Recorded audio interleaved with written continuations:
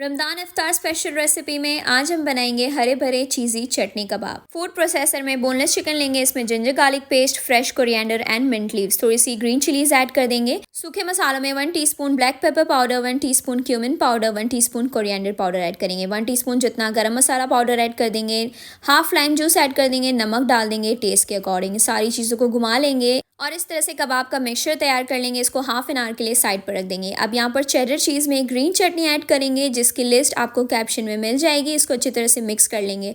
कबाब के मिक्सचर में से थोड़ा सा पोर्शन उठाएंगे, बीच में हरी चटनी और चीज़ की फिलिंग करेंगे, इसको कबाब का शेप देंगे। इसी तरह से सारी कबाब रेडी कर लेंगे। डिप करेंगे इसे अंडे में या फिर मैदे की स्लरी में, कोट कर लेंगे इसे ब्रेड क्रम्ब से। ऑयल में फ्राई करेंगे इनको लो टू मीडियम फ्लेम पर दोनों साइड से 5 to 6 मिनट्स के लिए।